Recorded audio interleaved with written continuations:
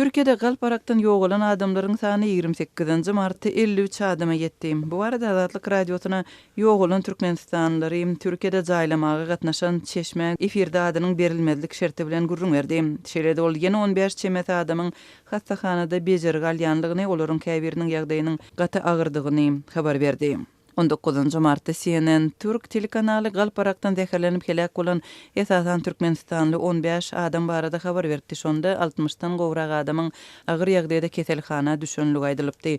Olaryň ehlisi İstanbulyň dürli böleklerinde tapylypdyr. Mundan öň son dakika neşri 14 martda İstanbulda 3 Türkmenistanlynyň koronavirusdan goranmak üçin ýatama arak içip zäherlenip ölenligini, ýene bir türkmen raýatynyň agyr ýagdaýdadygyny, ýatama arak sewdasy bilen bagly 2 Türkmenistan tutsak edilenligini habar berdi.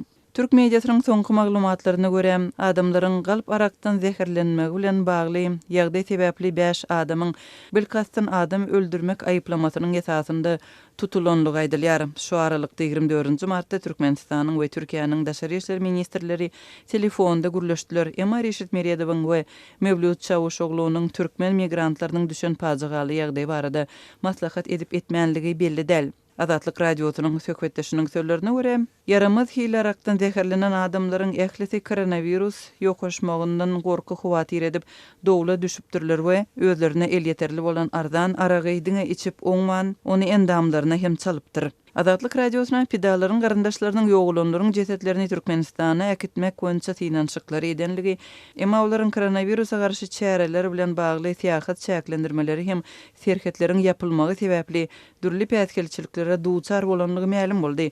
Onlarça türkmen raýatynyň Türkiýede zäherler arakdan ölen wagty koronavirus pandemiýasy sebäpli halkara uçar gatnawlary ýatyryldy. Türkmenistan virus aladalary esasında halkara ýolagçy uçar gatnawlaryny şolsanda Türkiýe bilen aradaky gatnawlary ilkinji bolup ýatyran ýurtlaryň biri boldy. Şol borakda da radionyň çeşmeleriniň beren maglumatlaryna görä Türkiýedäki türkmen konsullugynyň işgärleri Aşgabatdan jogaba garaşyp merhumlaryň jesetleriniň Türkmenistana getirilmegi barada hiç bir çäre görüp bilmändirler. Şondan soň merhumlaryň türk topragynda jaýlanyşyny görkezýän videolar peýda boldy. Radionyň çeşmeleri ýogulanlaryň Sarıyer etrawynyň Kilyos Musevi gonamçylygynyň kimsizler böleginde doğan garyndaşy ýok adamlaryň depin edilýän ýerinde topraga tapşyrylandygyny aýtdy. Ýurtun aýrylykda koronavirus dowulary esasında dören betbahtçylykda wepat bolan zähmet migrantlarynyň jaýlanyşyna türkmen ilçihanasynyň ýa-da konsullugynyň işgärleri gatnaşmada diýip radionyň çeşme aýdýar.